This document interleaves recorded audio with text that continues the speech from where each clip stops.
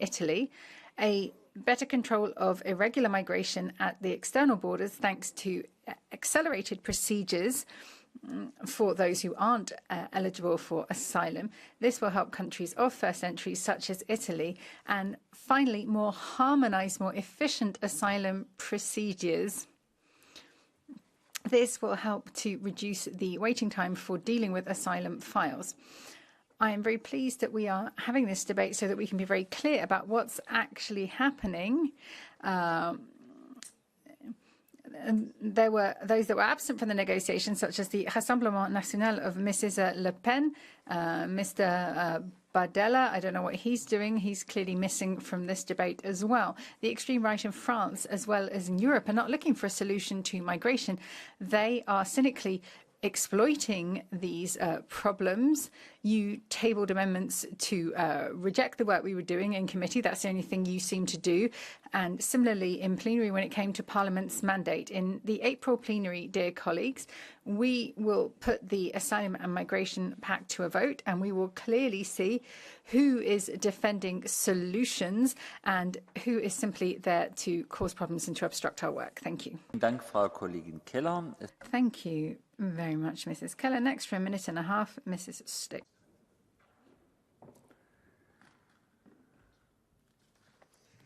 Dear President, dear Commissioner, some politicians like to claim we're in a migration crisis because they profit from it. But we are actually facing a fundamental rights crisis, an enforcement crisis, a solidarity crisis. Our external borders have become zones of lawlessness. Asylum seekers are beaten back across the borders, attacked with dogs, or left to drown at sea.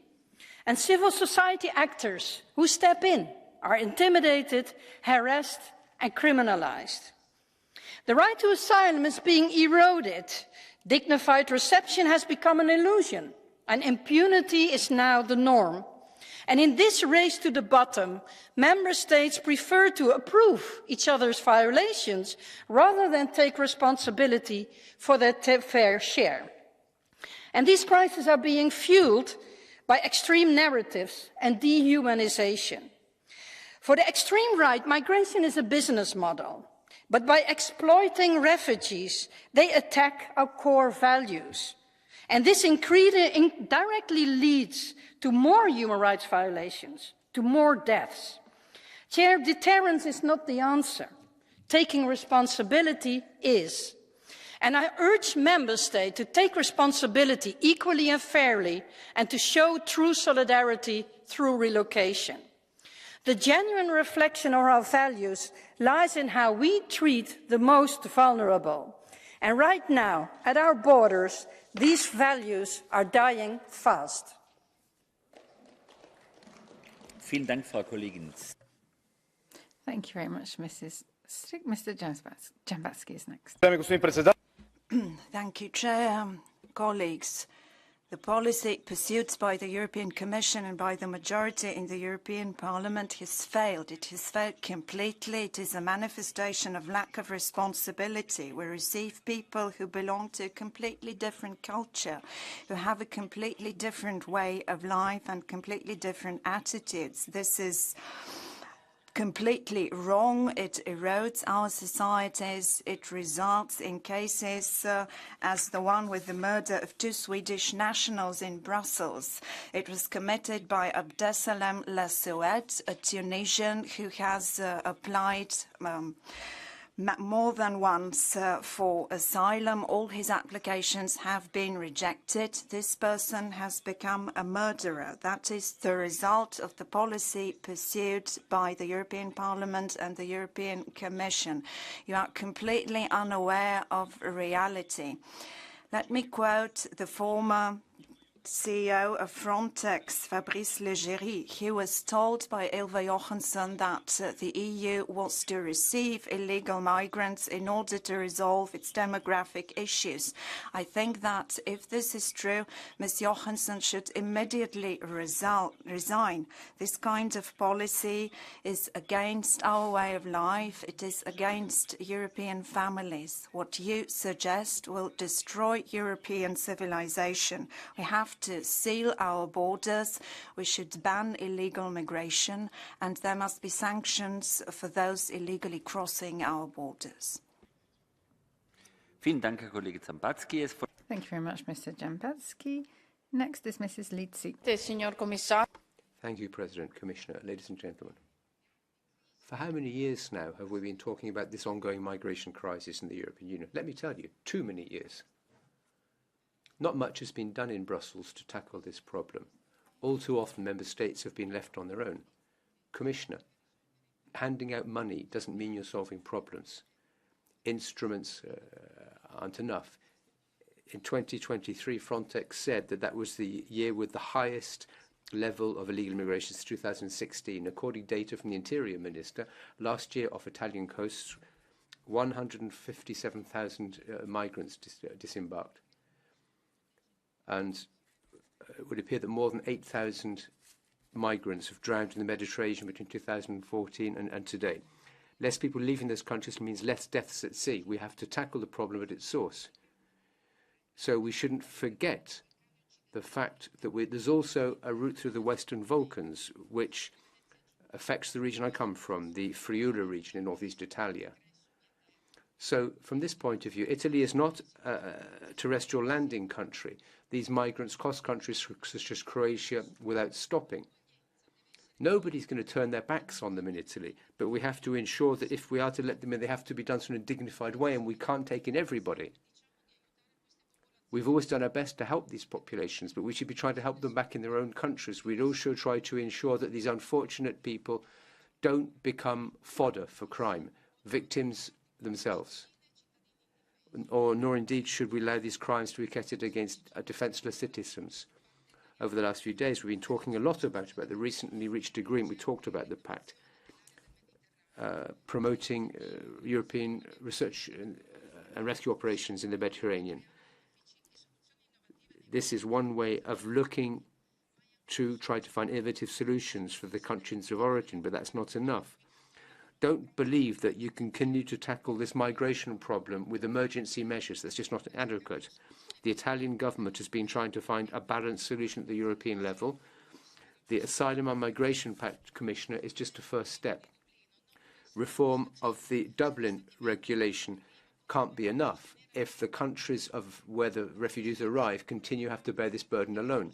We need to build proper structures in which we can verify the credentials of these refugees in the countries of departure. And the Italian government has strived to do this in its agreement with Albania.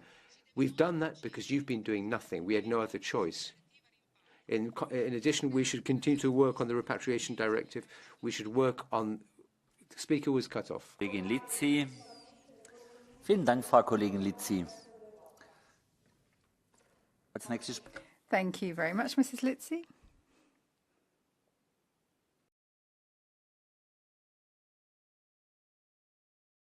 You had 2.5 minutes, and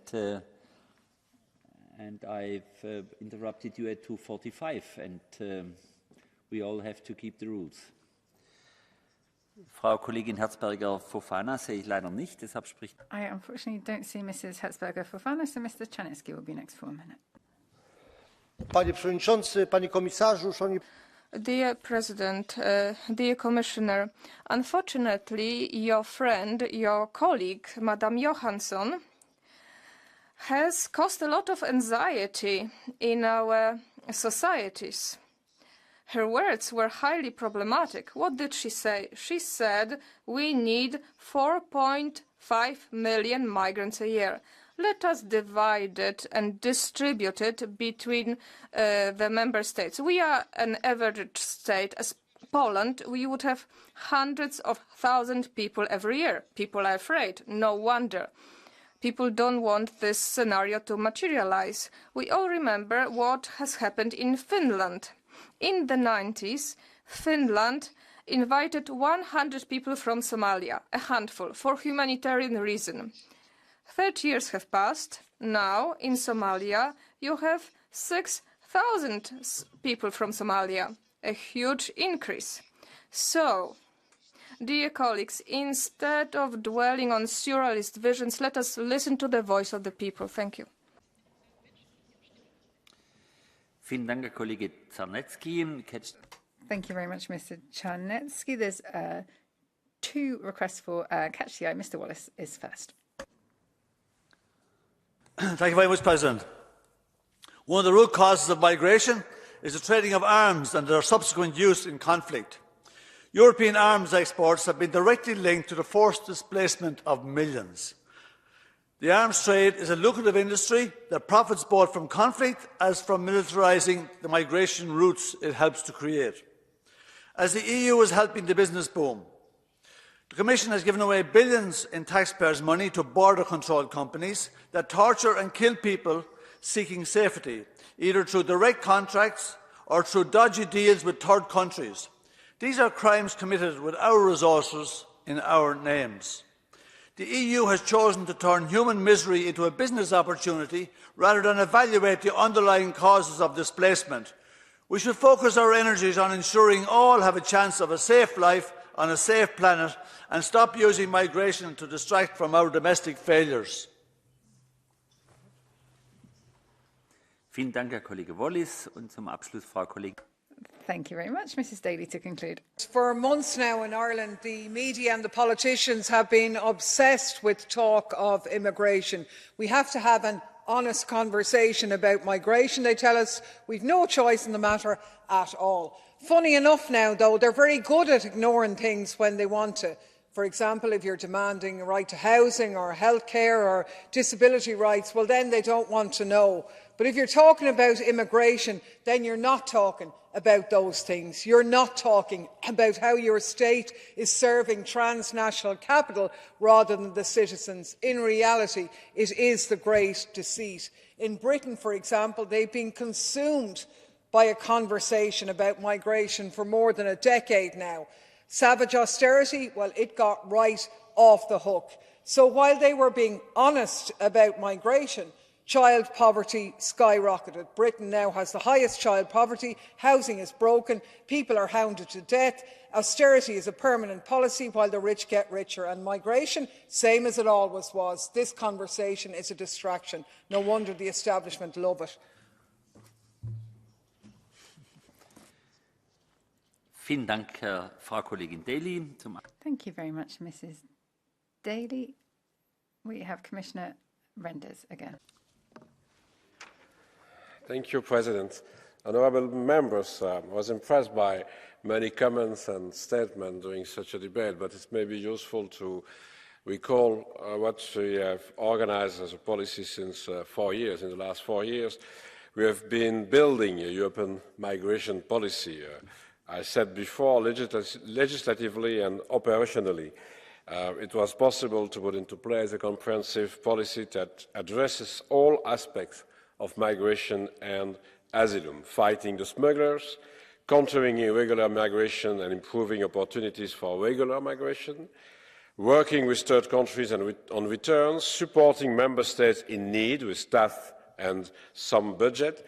3 months ago, Parliament and Council reached an historic agreement on the Pact. And again, it's very important to continue to work on the implementation of the Pact, which will give irregular migrants quick clarity about asylum or return, and with mandatory solidarity measures to support member states in need. If we want to help the population of Lampedusa, if we want to help the people arriving there after horrendous journeys, then what we need now most of all is to turn this agreement into a reality. And so again, I call on you to do everything to support the Pact and the implementation of the Pact. After so many years of discussions to build a European migration policy, it's very important now to implement such a policy. Thank you. Vielen Dank, Herr Kommissar Reinders. Die Aussprache. Thank you very much, Commissioner Renders. The debate is closed. The next item on the agenda is explanation of votes. We come to Mrs. von Sparentach's report, data collection and sharing relating to short-term accommodation rental services. And we have Ms. Daly. As the housing crisis rages across Europe and homelessness rises to historic levels, the impact of short-term rentals in our European cities is part of the problem. Now, it's not the main one, but nonetheless, I did vote for this file because we know that the short-term rental market accounts for around a quarter of all tourist accommodation in the EU, but how many residential units are being lost to short-term lettings, we don't know. For far too long, the platforms have been protected, their data to hide the true nature of their impact on housing, to block the enforcement of regulation, and for too long to prevent cities from collecting taxes. But of course we know their lobbying influence and how much sway they have. So it's about time that we tackle that, and I think that this file does go a little bit of the way to do that, which was why I supported it. More important than that, we need to resolve the housing crisis. We need to build public housing now. Vielen Dank, Frau Kollegin Daly. Thank you very much, Mrs. Daly. We have one explanation of votes for Mrs. Carvalho's report, Improving the Union's Protection Against Market Manipulation and the Wholesale Energy Market. Mr. Jambatsky. Thank you, Chair. The energy crisis, the sky-high energy prices require decisive measures in order to protect both consumers and manufacturers. This is one of the few common sense reports adopted by this room. The aim is to protect both consumers and producers. Measures come a bit late, but better late than never. The liberalisation of the market is a wonderful thing. However, this creates new challenges, speculation on the market, for instance. And this is what is happening in Bulgaria, for instance, as far as the purchase of gas in the country. I supported the report and I support three principles: transparency, European pricing. I hope that this will result in lower prices. The most important question that remains unanswered is how do we ensure energy independence? Thank you. Vielen Dank, Herr Kollege Zambatski. Thank you very much, Mr. Jambatsky. We have two explanations of votes on Mrs. Yerkovic's report, European Digital Identity Framework. Mr. Jambatsky. Thank you very much. I voted against this digital identity because I believe that this idea is very harmful and dangerous. You say it's a very useful instrument. No, it's not. This is a way of actually tracking people. We want to move to cashless payments, and this is yet another form of control over all spheres of life. There are many problems in this text, and I have to say there's less guarantee on the data of people and their protection, and even third parties. Leaks of data are an everyday reality, and I think we are making vulnerable the protection of people's data. Because of such decisions, people are losing faith in us, and I believe we should solve problems, not create new ones. European citizens would otherwise protest against us, as they've done in the past years. This, I believe, goes against our beliefs, and I voted against it. Vielen Dank, Herr Kollege Zambatski. Thank you, Mr. Jambatsky. Mr. Slavakov.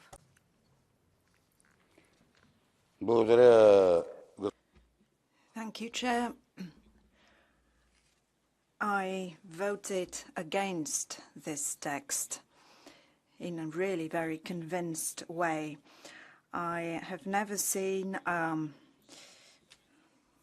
more massive attempt at recreating the reality depicted by George Orwell in 1984. There will be leaks of information, there will be surveillance, there will be control. We cannot protect our data even at the current moment. Medical data leaks in EU member states. Even the system of protection of the Pentagon was undermined. In the current situation, you want data to be stored electronically in the EU, in all member states. Why do you put forward that proposal? Because it is a way for you to deter your critics. You probably draw inspiration from China. Before long, there will be travel bans and bank accounts will be blocked. We have lived in an Orwellian world for a long time now. This proposal simply makes it a reality in a very open way. Vielen Dank, Herr Kollege Slavakov. Thank you very much, Mr. Slavakov. We now move to the motions of resolutions, the murder of Alexei Navalny and the need for EU action in support of political prisoners and oppressed civil society in Russia. Mr. Pedicini is first. Grazie, Presidente. Thank you, President. I voted against this resolution. The idea that the death of opponent of some political opponent in prison should be condemned is obvious. At the same time, however, we've seen the violations of human rights in Russia, and this is something which all of us are scandalized by. At the same time, however, we turn a blind eye to the torture of people in Guantanamo Bay, as well as to the unacceptable detention of Julian Assange. All of us have understood that this is yet another opportunity to raise the spectre of the communist threat. But do we really support Navalny? What about the neo-Nazi people who support Zelensky? We've seen the ovation which the Canadian Parliament gave a former neo-Nazi from Ukraine. And we've also seen the way in which the war crimes criminal Netanyahu has been treated by Europe. So it seems to me that the way in which we're treating these people means we're becoming more and more like Nazis ourselves. Dank, Herr Kollege Pedicini. Es folgt für eine Minute. Thank you, Mr. Pedicini. Mr. Wallace is next for 1 minute. Navalny should not have been in prison. The only people that should be in prison are those who are a danger to society when they're free. His death in prison was a tragedy. He was brave and committed, but committed to many of the things that we wouldn't agree with. He was very much at odds with the purported EU values. He was a right-wing nationalist, much like Putin. He was Islamophobic and compared Muslims to cockroaches. He championed gun law legislation and he urged Russians that they needed guns to exterminate Muslims. At the same time, while we were eulogising Navalny, Julian Assange has been persecuted now for 13 years. We met his father, John Shipton, this morning, and it was absolutely emotional just to listen to him. And he told us that in 2011, 13 years ago, the CIA set out to destroy Julian, destroy his family, bankrupt his family, destroy WikiLeaks. That's 13 years ago. And they have been fighting that since, and the EU has nothing to say about Julian Assange. Herr Kollege Wallace, Sie sind jetzt zum wiederholten Mal vom Thema. Now, you departed from the topic that's being discussed here. We're not discussing Julian Assange. We're discussing the situation in Russia with regard to political prisoners. I recall this rule. Thank you.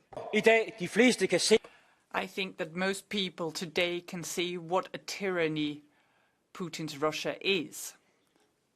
Unfortunately, we have realized this too late for many here in this House. I remember debates in the Parliament where they defended the right to sell flight deck ships to Putin, and they defended the German interest in Russian gas, and they pushed Denmark into accepting Nord Stream 2 as a pipeline, which, if anything, has made us even more dependent on this despot regime.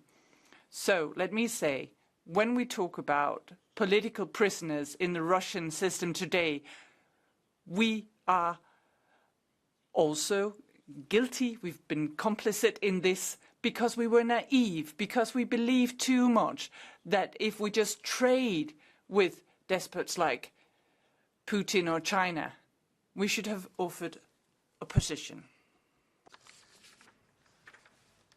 Vielen Dank, Herr Kollege Vistisen. Wir kommen. Thank you, Mr. Vistisen. Now, explanations of vote on motions for resolutions on the need for unwavering EU support for Ukraine after 2 years of Russia's war of aggression against Ukraine. Mr. Pedicini is first. Presidente, ho votato contro. President, I voted against this umpteenth resolution to send arms and unwavering support of Ukraine. We've already supported Ukraine with 91 billion euros, but Ukraine has clearly been defeated. Let's just face that. despite the enormous economic efforts we've sent, this has obviously come at the cost of the poorest people in Europe. In other words, the poor are having to pay the price of the choices of von der Leyen and the European elite to pursue an absurd war which we ourselves wanted and caused in the West. Just a week after the beginning of the hostilities, Russia and Ukraine reached a peace agreement. However, the United States and the UK immediately boycotted this. This meant they sacrificed the population of Ukraine. They sacrificed hundreds of thousands of young people's lives on both sides of the front line. At the same time, we've left the people of Europe in absolute poverty because of this ridiculous scenario set up by the US and NATO. We've been told the United States have been willing to support Ukraine right up to the very end, but who's left now? Just the European Union. Vielen Dank, Herr Kollege Pedicini. Thank you, Mr. Pedicini. Ms. Daly's next. As we are in the second anniversary of the Russian invasion of Ukraine, hundreds of thousands dead, millions displaced, and Ukraine lost as an independent state, yet the only solution that people in here can come up with is to continue the failed policies that you've been implementing for the last 2 years. So I voted against this resolution. I voted against it because only 93 people in here consider that it's necessary in all conflicts to undertake diplomatic efforts to end them, because only 71 people here regret that political and diplomatic efforts are not being used to end the war. I regret the fact that the Parliament failed to take account the writing off and the cancellation of Ukraine's debt, to adhere to human rights and labour rights and so on. The truth of the matter is that the only interests we're serving are the ones of the military-industrial complex, not Ukraine at all. Vielen Dank, Frau Kollegin Daly. Thank you, Ms. Daly. Mr. Wallace, for 1 minute. I voted against this. What does EU unwavering support for Ukraine really mean? If we were really prepared to support Ukraine, we would help to end the war. We have done nothing to bring about peace. We have opposed dialogue and diplomacy. We have supported the US-NATO proxy war from the start. We have wasted billions of EU citizens' taxpayers' money on this stupid war. And where's it going? It isn't going in Ukraine's direction. Hundreds of thousands of working-class Ukrainian kids are dead for no good reason. Ukraine has been destroyed. Western corporations from US and Europe are buying up the land on the western side of Ukraine for peanuts. This is madness. It has become now, at this stage, pumping more money into Ukraine is a money laundering exercise at this stage to feed the military-industrial complex and just to please the US at a great expense to every citizen in Europe. This place is losing it. Vielen Dank, Herr Kollege Wallace. Es spricht für eine... Thank you, Mr. Wallace. Mr. Vistisen, for 1 minute. Ukraine is disappointed, and Ukrainians are disappointed, and they're disappointed in you. I was there just a few days ago, and all the promises that have been given about military support and 1 million grenades, they seem to have evaporated under the sun. What we see now is little Denmark giving twice as much in military support as France, Spain, Italy together. If we really want to offer the Ukrainians a chance to celebrate victory over Russia, we need to become serious about our fine words and follow on with action. They need the stuff that it takes to win a war and not just nice words from Brussels. Thank you. Vielen Dank, Herr Kollege Vistisen. Thank you, Mr. Vistisen. Now we move to explanations of vote on the report by Mr. Austervicius and Mr. Silva Pereira, deepening EU integration in the view of future enlargement. Mr. Pedicini. Presidente, ho votato contro. Thank you, President. I voted against this resolution. The situation regarding Ukraine and the European Union demonstrates the enormous depths of madness that the European executive under von der Leyen has sunk. the European Union is said is supporting a country at war with Russia, without any constitutional mandate to do this, in clear violation of the European treaties and in clear violation of international law. A country in which there's no state of law, no social guarantees, no civil guarantees, human rights, the right of expression and the right to think, none of these are guaranteed. At the same time, that country has a president who takes the liberty of drawing up a list of people in Italy, and according to Zelensky, people on this list, Italians, are supporters of Putin. The Italian government's done nothing. This is scandalous. A member state of the European Union is being pilloried by Zelensky, and nobody says anything. Vielen Dank, Herr Kollege Pedicini. Es folgt Herr Kollege Zambatski. Thank you, Mr. Pedicini. Mr. Dzambazki. Thank you, Chair. I voted against this report, and very resolutely so. If we adopt this report, the EU will turn into a kind of Soviet Union. It suggests that we do away with majorities and with the veto right. It suggests that we entitle Brussels bureaucrats to enter negotiations with Serbia and other such countries. They might just as well negotiate with North Korea. The level of protection of human rights there is the same as it is in Serbia. The report puts forward a suggestion that qualified majority voting be introduced on a number of issues, like the multi-annual financial framework, on entering international negotiations and others. This will do away with the sovereignty of EU member states. EU member states will not have a say in decision-making, but within enlargement it takes two to tango. That is, it also takes will on the part of enlargement countries.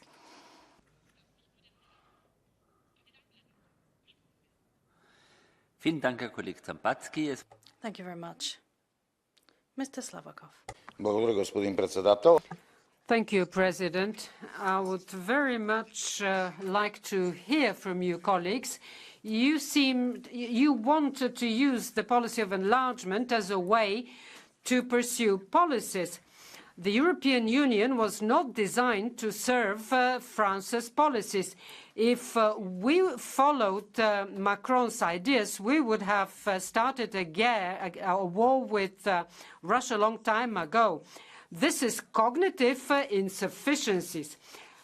Your request, your wish to remove consensus and Europe on two speeds, you have shown what you really want. First-class and second-class European citizens. This is the way to the European Soviet Socialist Union, as Mr. Dzambazki said. This is a regime we know very well, and we would not like to experience it again. Thank you. Thank you. Mr. Wallace. Thank you again, President. I voted against this. I think it's madness. We are in a rush towards enlargement. We're prepared to overlook rule of law. We're prepared to overlook corruption, as we've seen with Ukraine's bid to get into the EU. We're looking to fast-track things. We're pressuring countries to behave in a certain manner so that they will get into the European Union quickly. Countries like Georgia and Macedonia, we're badgering them. We're telling them how they should vote so they can qualify for EU entry. And as for this, the introduction of qualified majority voting in the Council for decisions relating to the protection of democracy, human rights and the rule of law, this is absolute nonsense. If we're interested in democracy, we wouldn't dream of bringing in qualified majority voting. This is 100% anti-democratic. It's not the EU that we signed up to. Vielen Dank, Herr Kollege Wallace. Und zum Abschluss. Thank you. Now, to conclude, Mr. Vistisen. This is EU enlargement on speed. It's about letting Turkey, Moldova and Georgia into the Union, a Union that's not ready for it, and we know what the consequences will be. It will be a huge financial burden. Just for the Danes, it will be 36 million kroner in one budget period.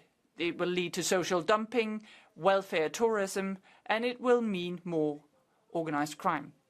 But I also think it will mean something in the situation we're in now, because we're using enlargement to create the United States of Europe. We want to do away with the veto right. We want to gain control of tax policy in the individual countries. We want to live the dream of the united European states that will help Ukraine against the Russian aggression.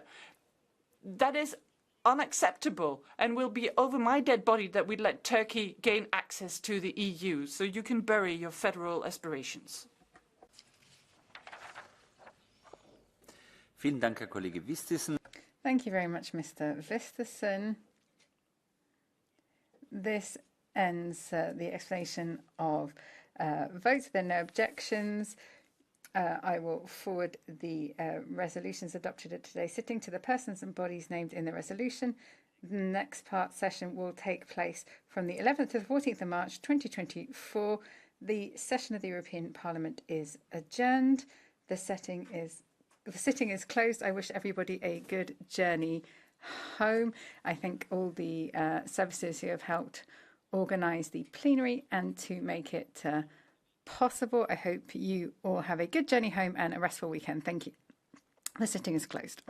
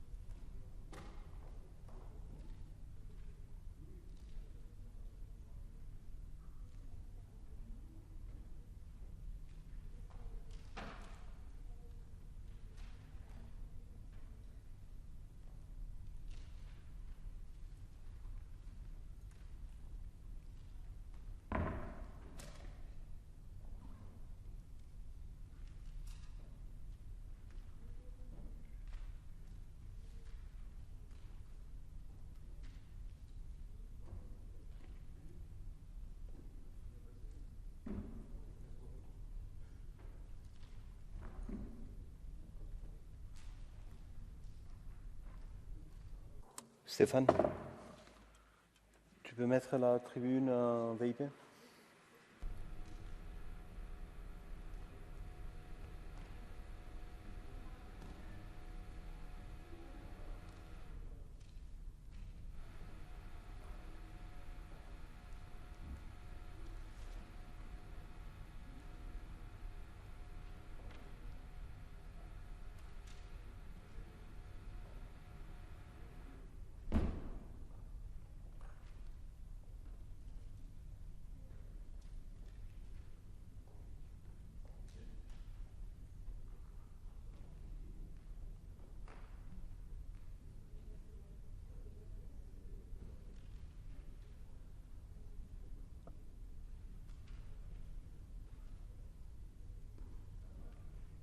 C'est pas toi? Ah oui, oui, oui.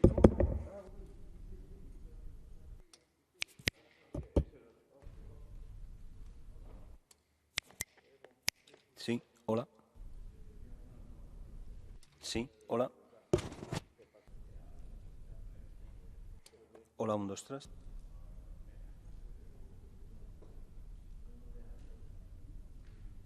Sí, hola, 1, 2, 3.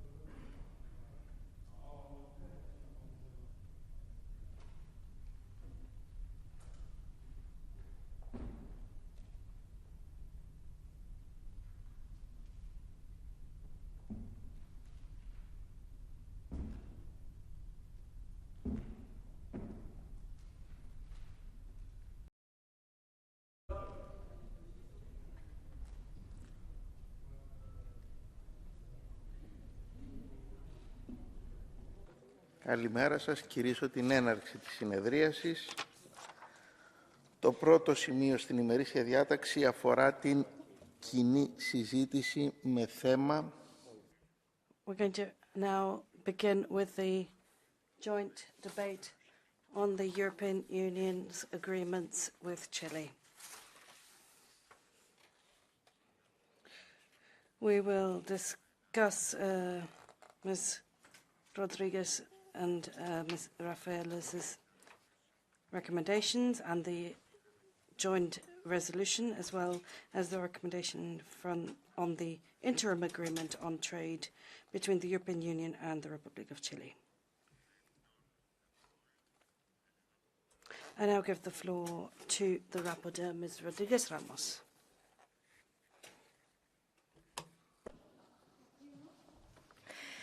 Gracias, Presidente. Thank you, President. Today is a landmark with this approval of a new advanced trade agreement between the European Union and Chile. It will be the first of this type of agreement adopted under this parliamentary mandate, and it is a sign of progress when it comes to our commitments and strengthening our ties between our region and Latin America with such an important partner as Chile. This agreement comes 20 years after the signing of the association agreement between the European Union and Chile in 2002. And in December 2022 was when the framework was agreed between the two sides. Now, this is a historic moment. It's of great geopolitical significance because the European Union and Chile will take their association, their links to another level. There will be a close political dialogue, there will be close cooperation, and new investment opportunities and trade opportunities will emerge from this. This agreement creates stronger trade relations, but more importantly, it sets extremely high standards when it comes to environmental and labor protection, especially with an emphasis on sustainable development and investment from the EU side into renewable energy. All of this is against the backdrop of the Green Deal, the digital agenda, and the social agenda. And for this, we need to find the right partners. There's no doubt whatsoever Chile is one of those partners. Let me just highlight a few of the elements that make this advanced agreement different. First of all, for the European Union, it will be the first trade agreement to have a gender equality chapter in it. For the European side, I should say, clearly, because it's not the first time for Chile, because Chile has a long-standing history of supporting women's rights through its trade agreements, and has already done so in agreements with other countries, including Argentina, Canada, and Uruguay. But the EU and Chile here commit to implementing the Istanbul agreements, not diminishing any levels of protection when it comes to equality legislation, and enshrining equality as one of the key requirements when it comes to exchange of information and other forms of cooperation. Another form of innovation is if you look at the sustainable chapter, which deals with food chain aspects and trying to make the food production system much more sustainable and resilient. And here we have joint initiatives when it comes to improving animal welfare, progressive farming techniques, and reducing the use of antimicrobials, antibiotics, and setting targets on the use of fertilizers and insecticides. We also have a major emphasis on climate change. Once again, we're sending out a strong signal. Both sides are making a commitment towards achieving climate neutrality by 2050 and moving forward on energy transition. I should stress this is all extremely important, but let's not forget that Chile is part of the Annex to the Paris Agreement, and as such doesn't have any binding targets, but on its own initiative is making these strong commitments when it comes to cutting emissions through its trade agreements and bilateral agreements, and that is proof once more of that commitment. There's a huge amount of potential for renewable energy, and in this agreement, once again, the commitment is very strong. Europe launched a green hydrogen project worth 25 million, which will help to promote the energy transition in the country concerned. Now, I should like to highlight that this agreement establishes ways for us to overcome trade barriers that disproportionately affect SMEs. And this is a framework that really works in the interest of SMEs on both sides. I very much hope that this Parliament will approve this new advanced cooperation framework because it is the right path forward. Thank you. Ευχαριστώ. Το λόγο έχει τώρα η εισηγήτρια κυρία Ραφαέλα. Thank you very much. I'd like to give the floor to Ms. Rafaela now, Madam Rapporteur. It's a great honor to finally have a trade agreement hopefully being passed through Parliament again today. And this agreement is groundbreaking, with a first EU gender and trade chapter, a trade and sustainability chapter, the most ambitious TSD chapter negotiated so far by the EU, with ambitious and binding commitments on environmental and labour standards and references to the rights of indigenous peoples, and a commitment to consider the possibility of including the Paris Agreement on climate change as an essential element of the agreement in the form of a review. And in this agreement, we have special support for SMEs through a dedicated chapter for SMEs and a new stand-alone chapter on sustainable food systems. 95% of trade will be duty-free and 216 European geographical indications will be protected. With this agreement, we have shown that trade can indeed be responsible and fair. And we have been waiting for this modern and progressive agreement for a long time. In today's world, it is important that we collaborate with like-minded partners to facilitate the energy transition, to create more jobs, to protect human rights, and to ensure security. The amendment of the original agreement from 2002 was crucial to reflect the developments and modernization in our increasingly sustainable and digital economies, as well as our rules-based trading system, and given the geopolitical situation. Chile is a key partner for the EU in Latin America, and the EU is Chile's third largest trading partner and its foreign investor. And our bilateral trade encompasses many sectors, including but not limited to minerals such as copper and lithium, machinery and chemicals, and especially agricultural products. And the modernized agreement will allow the EU and Chile to strongly increase their bilateral political trade and investment cooperation, as it will create mutually beneficial new opportunities on both sides. The modernization is continuing to strengthen these important bilateral trade flows and provides improved market access for goods, services, investment and government procurement, amended investment protection, protection and enforcement of intellectual property rights, and the reduction of unessential non-tariff barriers. And the agreement keeps the right to maintain public services. From the beginning, there were multiple key priorities for me, which I'm happy to see covered. I said it before, for the first time in an EU agreement, is there a dedicated chapter on gender and trade, so that trade leads to gender equality and women's empowerment, and trade ultimately benefits all.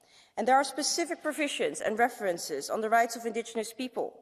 It is key that their rights are respected and upheld in such an important agreement. And the chapters on sustainable development and trade and gender establish and foster the approach towards a green and fair trade relationship. The specific chapter on trade and SMEs is important since they account for a large proportion of EU-Chile trade. So to assist them in taking full advantage of this agreement will be important. Of course, we must also recognize the role that Chile plays in our green and just transition. Chile has a leading role as a major supplier of critical raw materials, and a lot of these are supplied to the EU, especially when it comes to lithium and copper. And Chile has also huge potential when it comes to the creation of clean energy, such as green hydrogen, and the energy chapter plays into this. All the while, the agreement leaving sufficient policy space to Chile for local added value, and this has to be done in an environmentally and socially sustainable manner, while it should benefit local communities, including indigenous communities. All in all, I am happy that we have been able to reach such a good agreement with our like-minded partner. I look forward to a final conclusion very soon, and I also hope for a swift ratification procedure by Chile and at EU member state level.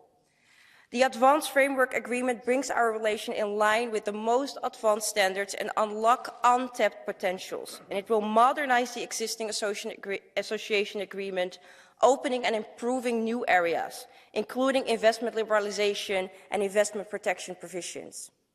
Political and economic cooperation on the basis of old rules is not an option for the EU anymore, and I am proud that today we are hopefully agreeing with such a modern and progressive agreement.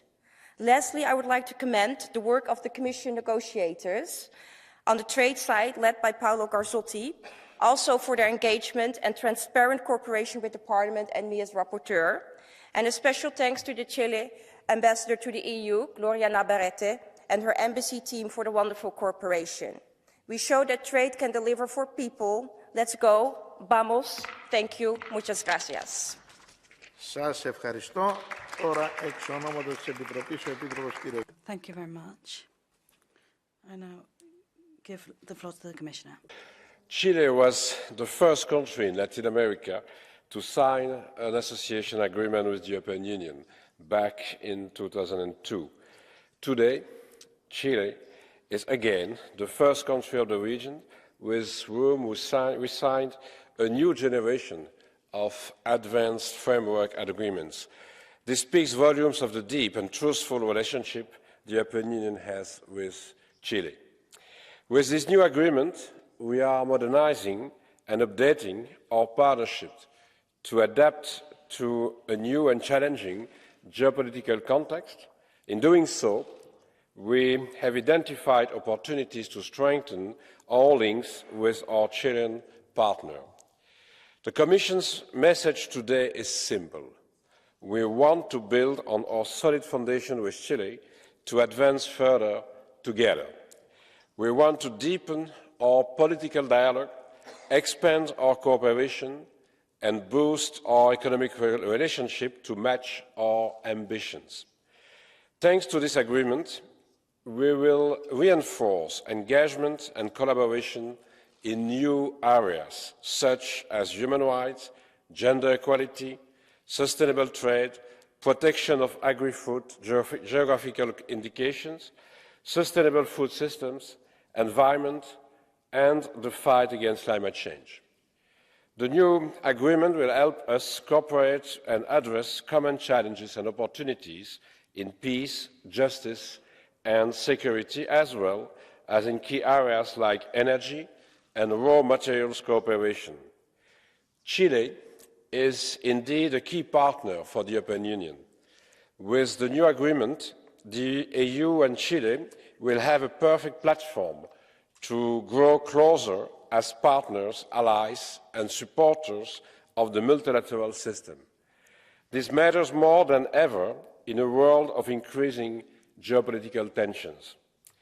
Crucially, Chile is a key partner of the EU to cooperate on secure, stable, reliable, and sustainable supplies of key raw materials like copper and lithium, and energy sources like green hydrogen.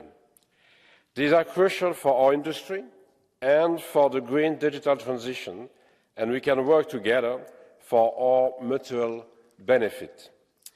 Honourable members, as you know, we signed the new EU-Chile agreement last December. The Commission hopes that the agreement will come into force very rapidly. On the EU side, after the consent of the European Parliament, the interim trade agreement can be rapidly adopted by the Council. The Commission understands that Chile will also start the ratification process very soon. If all goes well, we may have the interim trade agreement in force after the summer. The agreement has all elements to become a success story. The Commission is committed to make sure the new agreement lives up to its potential over the next decades. We have our work cut out as soon as the agreement comes into force. I'm referring to the review of the Trade and Sustainable Development chapter of the agreement. We have negotiated an ambitious joint statement for the review of the Trade and Sustainable Development chapter. This review process is to be launched as soon as the interim trade agreement comes into force. The text of the joint statement clearly spells out our level of ambition. We cannot prejudge the outcome of the review, but we will strive to achieve a very ambitious outcome. We are aware that this is a top priority for the Parliament, and I'm confident we will be able to meet our objectives through the review of the Trade and Sustainable Development chapter. With regard to this, in preparation of today's debate, the Commission has issued a formal statement on the role of and the arrangement with the European Parliament in the forthcoming review of the Trade and Sustainable Development chapter. The statement is being sent to the Parliament services for inclusion in the verbatim record of this debate. I would like to conclude by thanking our Chilean counterparts and friends for a very difficult job well done and for the good cooperation. I have expressed also such thanks of remarks to the Chilean ambassador that is present today with us. And we have enjoyed during this journey, again, the same cooperation and wish both well for the work ahead. So thank you very much for your support, and we have a lot of things to do to achieve the entry into force of such an agreement. Thank you. Σας ευχαριστώ κύριε Επίτροπε και τώρα έχει το λόγο ο κύριος Γκερέιρο. Thank you. I give the floor to Mr. Guerrero on behalf of the Agriculture and Rural Development Committee. Commissioner, the EU-Chile Association Agreement in force since 2003 has significantly expanded bilateral trade, including in the agri-food sector, making our continent Chile third largest trading partner. However, the trade deal now needs to be modernized in light of the changed geopolitical landscape. Therefore, we welcome the inclusion of the new sustainability provisions in the Trade and Sustainability Development chapter, as well as a review clause to account for changing environmental and social standards, and, for the first time, a dedicated chapter on trade and gender equality. To be noted also the inclusion of a dedicated chapter on sustainability food systems that promotes bilateral and international cooperation, including provisions on animal welfare, in particular mutual commitments to maintain the phase-out of the use of antibiotics as growth promoters in place in Chile since 2018. However, there are challenges to be met. We need to ensure that Chilean producers and exporters will apply the production standards equivalent to those of EU farmers on food and feed safety and quality, traceability, sustainability, animal welfare, and the use of veterinary, medicinal, and phytosanitary products. To conclude, this is not a perfect trade agreement, but it's clearly an improvement from the one that lived for more than 20 years. Thank you very much. Σας ευχαριστώ. Προχωρούμε στον κύκλο των ομιλητών εκ μέρους των πολιτικών ομάδων. Thank you very much. Now, on behalf of the political groups, Mr. Mato has the floor. Thank you, President, Commissioner. 2 decades ago, the agreement between the EU and Chile came into force. Today, 20 years down the road, after a process of negotiations which started back in 2017, I'm delighted to note that we finally started talking about adopting this modernized agreement with Chile, which is, Chile is of course a crucial partner for us. We share many values with Chile. I hope that these good news will also be mirrored with similar agreements with other Latin American partners such as Mercosur and Mexico. This agreement brings with it great benefits, as we've heard, amongst other things the elimination of tariffs for 98% of EU exports, while at the same time improving access for our businesses to Chilean public procurement and vice versa. Moreover, it addresses the specific needs of SMEs, and it improves our access to raw materials such as lithium and copper. It's very important to underline that this agreement does provide greater protection to more than 216 European GIs for agricultural products, adding to the additional ones, wine, spirits, protecting thousands of EU GIs. The European Union used to be Chile's biggest trading partner. We're now its third largest, although we're still the biggest investor in the country. I hope that this agreement will enable us to further consolidate our trade relations. I also welcome the modernisation of the treaty based on the agreement regarding facilitating international trade. It's important to point out that it's essential that we step up our efforts to try to minimise red tape for businesses. I would wind up by calling on all member states to ratify this agreement as quickly as possible so that we can roll out its implementation as quickly as possible. You can count on my support for the giving consent to this agreement.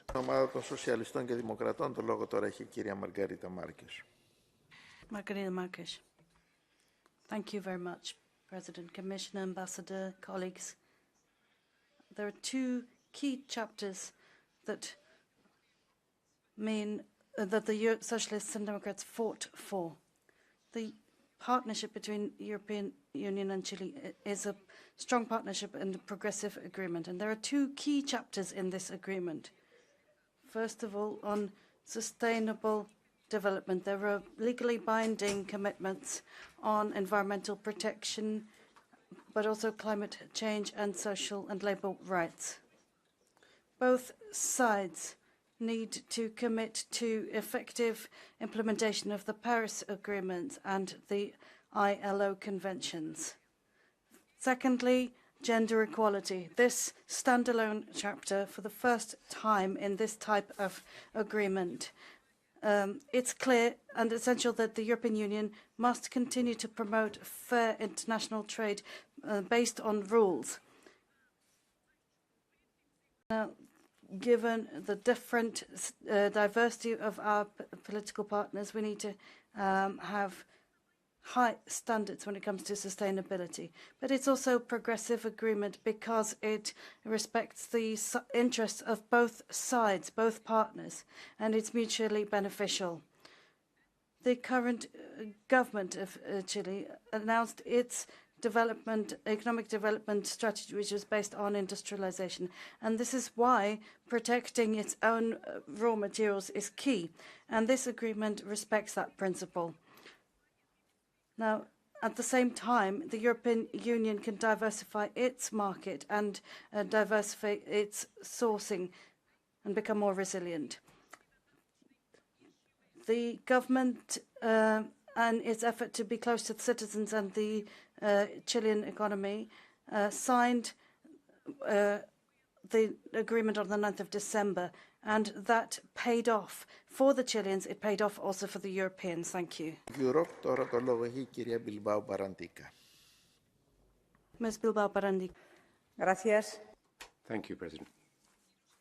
Commissioner, I would like to welcome the signing of this advanced framework agreement with the Republic of Chile. It builds on our existing association agreement. This is a model we should follow when it comes to the commercial or the trade and political architecture for the next few years. It includes within the agreement the main chapters of the Green Deal, an enormous step forward when it comes to promoting our environmental standards around the world. It also provides a clear road forward to provide new trade opportunities for our exporters, in particular in the agribusiness. A report published this week by the European Commission underlines that overseas sales for this sector are as many as between 13 and 20 billion euros more than they would have been without the agreement. This is very important for both parties, and the agreement is based on existing social and environmental standards. This gives access to European businesses to the resources they need for the green transition while supporting Chile in the process of modernisation so that it can secure its own objectives when it comes to the use of renewable energy, as well as diversification and added value in the field of technology. It adds improved market access for public procurement, development and sustainable development. It also underpins sustainable food systems, offering great protection in the country to 216 European GIs. It's also a world leader when it comes to incorporating the gender aspect. This is historical. It's important that we remember that it also enables us to protect the rights of indigenous populations in Chile. We see this agreement from the point of view of trade and sustainable development, and seen from that viewpoint, it's the most ambitious agreement the European Union has ever signed. If we look at it from the political point of view, this association agreement consolidates Chile's strategic role as a partner of the European Union in the southern cone of Latin America. Thank you, Ms. Cavazzini, for the Greens. Ja, lieber Herr Kommissar, liebe Kolleginnen und Commissioner, colleagues, I think here in Parliament we all agree that our supply chains and our trade needs to be more sustainable. This isn't just true for what happens within the EU, but for our work outside as well. And this agreement presents significant progress in this area. We've got we've taken important steps towards deforestation-free trade. And this Parliament and you, Commissioner, want to ensure that our supply chains are strong and are not morally bankrupt. This is something which we've achieved with our agreement with Chile, and that's very good. It's also very important that we've got a gender chapter for the first time ever. It's great that we've got a sustainable food chain chapter as well. But I think when we're talking about the minimum standards that we achieved with New Zealand, this represents a bit of a step backwards. We've got no sustainability chapter as we had within New Zealand. This one is really toothless. I think, unfortunately, this is a bit of a missed opportunity. I think our fight against climate change in Europe cannot be justified when we look at the lithium imports that we're talking about here.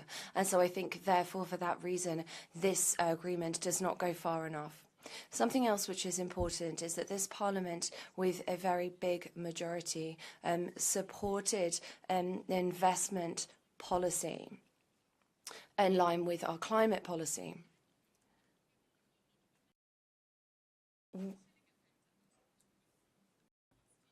Here, I think there's work yet to be done, and the agreement with Chile has used old standards and not the proposals that this Parliament put forward, and I think that's a real missed opportunity, and I think there are a lot of complaints in this regard waiting for us. This is progress, but we're by no means at the end of this. I think we need to fight for sustainable trade agreements. Thank you. Thank you. Mr. Buller. Thank you, President. First of all, I'd like to congratulate the Commission and the rapporteurs. This free trade agreement with our partner Chile, which was achieved at the last minute, is some good, a glimpse of good news. It's important for several reasons. At a very delicate period in history, we avoid with this agreement leaving China an open door to take over everything. It strengthens our strategic autonomy when it comes to using critical materials, and it confirms our belief in free, rules-based trade at a difficult time of deglobalization and fragmentation. It's obviously achievable to set ourselves high objectives. There's also an important section for our SMEs, and we should stress that the impact on farmers will be minimal. The impact of this agreement acts as a lever for improving working conditions, sustainability, and the fight against climate change. Obviously, it will promote imports and exports by enabling both partners to create an enormous number of jobs.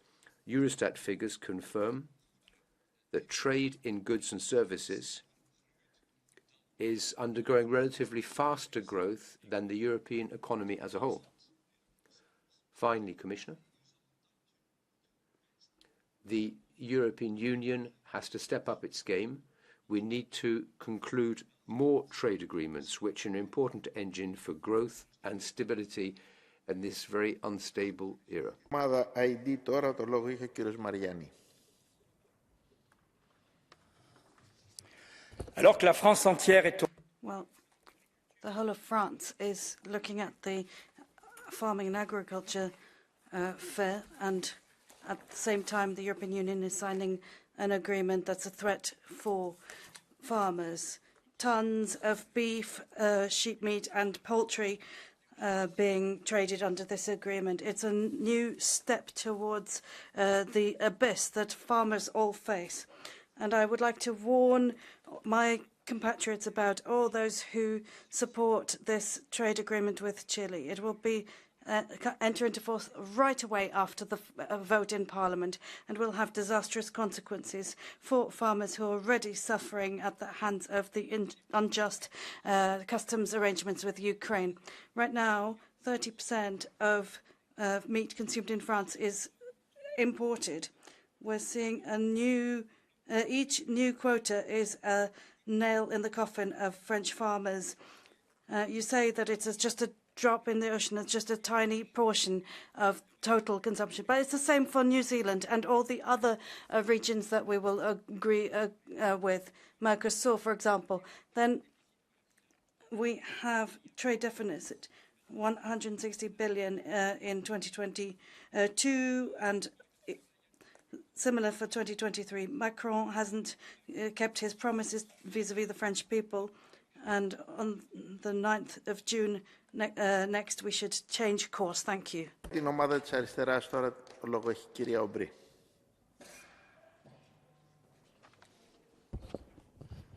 Monsieur le Commissaire, Commissioner, colleagues, in the last few weeks, we've seen people supporting farmers, telling them how much we care for them, saying that we have to help them and we need to support them. But did you say that whilst at the same time thinking you would be voting on this massive trade agreement, and not just this one with Chile, but the one with Kenya as well? Did you tell them that? Did you tell them that the EU is going to be importing millions of tons of poultry, sheep meat, beef, grapes from the other side of the world, as if our farmers don't know how to produce all of this themselves here in Europe? Did you tell them that you're going to expose them to even more unfair competition? Because, of course, they're already feeling the effects of the more than 40 free trade agreements that we've already got in place. Mr. Macron spoke to them and talked to them about the support they would receive, and yet it seems that they're being sacrificed once again. You're a bunch of hypocrites. Hypocrites and liars. Explain to me exactly how this is ambitious and sustainable, how it is ambitious and sustainable to import products from the other side of the world when we know how to produce it here, when the people producing it earn far less, they use GMOs and they use pesticides that are banned here in Europe. Now is the time to speak the truth, and it is only my group here in Parliament that's going to be voting against this. The Social Democrats, the extreme right, the Liberals, none of them are going to do the same. And what's worse is that you're not going to learn the lesson from this. After Chile, it'll be Mercosur, Indonesia, Mexico, a lovely world tour with unfair competition everywhere. But we need to be clear. Our food should not come from the other side of the world, and we should not have farmers from the other side of the world making a profit off the backs of our European farmers. It is the people who should be feeding us here should be the people who work within Europe. We do not want multinationals to earn while our farmers go bankrupt. Το λόγο έχει τώρα η κυρία Γιώρη. Ms. Gyuri. Tisztelt képviselőtársaim, örülök, hogy... Dear colleagues, I'm very happy that we can conclude with the last dot, we can conclude this agreement with this renewal. we now discuss a new free trade agreement. You could think that the EU is just continuing signing these agreements one after another. But if you look back into the past, you see that it's only Vietnam with whom we managed to sign something, and that was in 2020, and that was the previous Commission, not this one. This Commission is focusing on green and digital transition, and they are sacrificing everything. Objectives, they are setting objectives that are impossible to achieve because we do not have the necessary critical raw materials. To get these critical raw materials, we would have needed such trade agreements and a network with partnering countries. What did they do? Extra burdens on companies, and partner countries were practically insulted with sustainability requirements, and that's how the agreement with Mercosur was lost. This is an over-ideologized trade policy, and we can see the results. I hope the new Commission will learn from the mistakes of the current one, and it will be more business-friendly. Thank you. Το λόγο τώρα έχει ο κύριος Γκαρθία.